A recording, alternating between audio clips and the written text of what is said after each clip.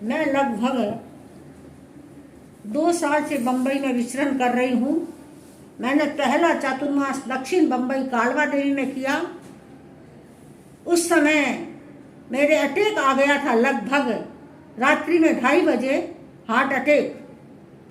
और फिर दूसरा अटैक फिर दिन में 3 बजे आया।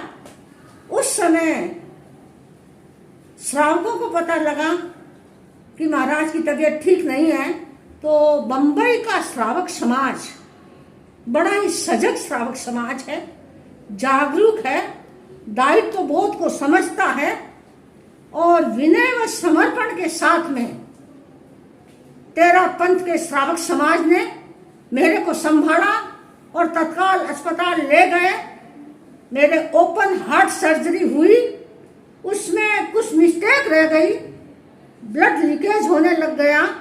तो वापस उसी दिन शाम को 1 घंटे बाद मेरे को फिर से थिएटर में ले जाया गया। फिर ओपन हार्ट सर्जरी की गई।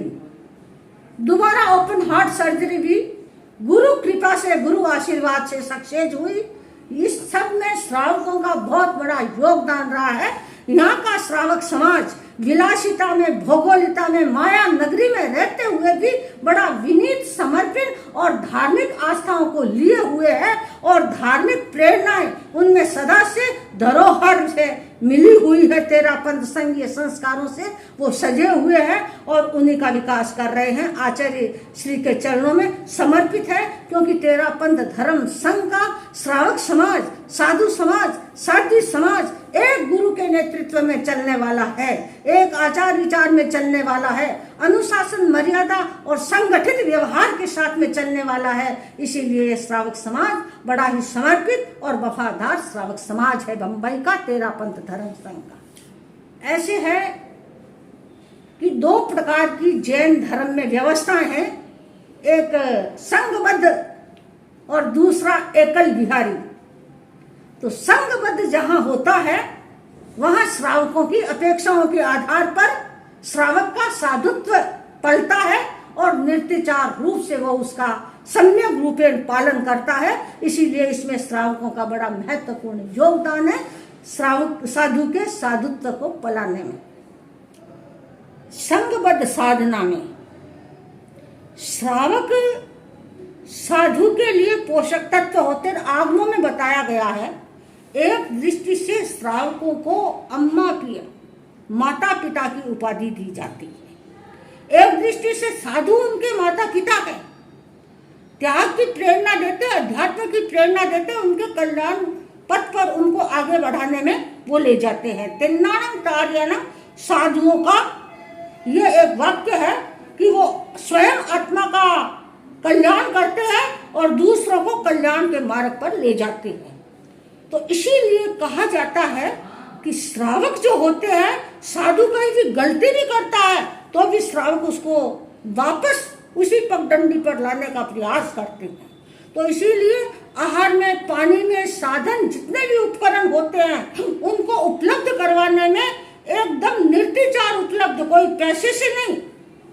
अहिंसा, सत्य, अस्त्य, ब्रह्मचर्य, अपरिग्रह, इन 5 व्रतों का साधु आजीवन पालन करता है।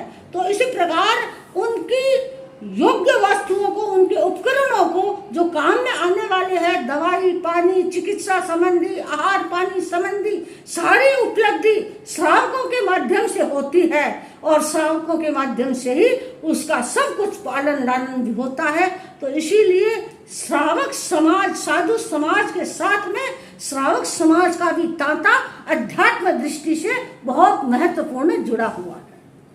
देखो भी आज 50 वर्ष से ऊपर का समय हो गया है तेरा पंथ धर्म संघ में दीक्षित होकर के। मैं आचार्य तुलसी के कर कमलों द्वारा दीक्षित हुई हूँ और आपका सानिध्य मुझे मिला और आपने साध्वी, अग्रणी, प्रबुद्ध साध्वी जो उस समय थी, रतन कुमारी जी लाडनू, जिसको उपनाम से बाबूजी महाराज कहते थे, वो मेरे अग्रगामी थे, उनके साथ में मेरे को सौंपा गया।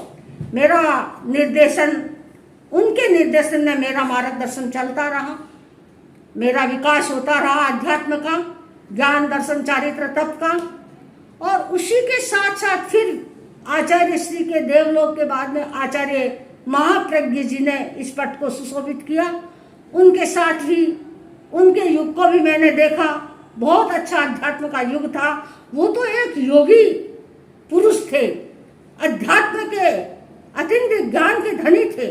उन्होंने जो मार्गदर्शन विश्व को दिया, प्रेक्षा ध्यान जीवन विज्ञान, वो अलग थलग महिमा के प्रतिबिंब थे। और उसके बाद में आचार्य महाश्रमण जी के युग को मैं देख रही हूँ। मेरे अध्यात्म का विकास जो हुआ है, मैं अपने आप में संतोषित हूँ कि मैंने तेरा पंथ धर्म संघ, गौरवशाली तेरा पंथ धर्म संघ में दीक्षित हुई। और दीक्षित होकर के मैंने अध्यात्म के बारे में साहित्य लेखन आदि किया भी है, और मैं आगमों का भी मैंने अध्ययन किया है। और साथ ही रतन कुमारी जी के निर्देशन में मेरे ज्ञान दर्शन चारित्र और तप की अभिवृद्धि करते हुए आज मैं इस रूप में हूँ। यह सब तेरा पंथ धर्म संघ के सौभाग्य से मेरा सौभाग्य है, वो फलवान हुआ है। और मैं मेरे पूर्व जन्म की पुण्याई का उदय समझती हूँ कि मैंने ये तेरा पंथ धर्म संघ, गौरवशाली धर्म संघ प्राप्त किया। और मेरी जो ये साधना चल रही है वो आचार्य महाश्रमण के निर्देशन में और साध्वी प्रमुखाश्री जी के मार्गदर्शन में चल रही है। और अब प्रमुखाश्री जी का रिक्त स्थान है, लेकिन वैसे ही भी निरंतर अबाध गति से मैं साधना कर रही हूँ। और साधना के साथ साथ में श्रावक समाज मानव जाति के लिए भी संदेश देती रहती हूँ कि नशा मुक्त हो, जीवन अच्छा जिए, सदाचार का जिए, कल्याण के मार्ग पर लगे। यह मेरी प्रेरणा हरदम सबके प्रति रहती है। और सबका जीवन सुखी हो, सुखाय शांतम, ऐसे मेरे मन में करुणा की भावना भी रहती है कि कोई दुखी न हो, सब सुख के साथ में जीवन जिए और अध्यात्ममय जीवन जिए। यही मैं सबको प्रेरणा देती रही हूँ कि वो ज्ञान दर्शन साधना में डुबकियाँ लगाते रहें और अपनी आत्मा का कभी किसी से भला न हो तो कोई बुरा न करे, परोपकार के मार्ग पर चलता जाए और अध्यात्म का मार्ग छुए। इन्हीं भावों के साथ में ओम।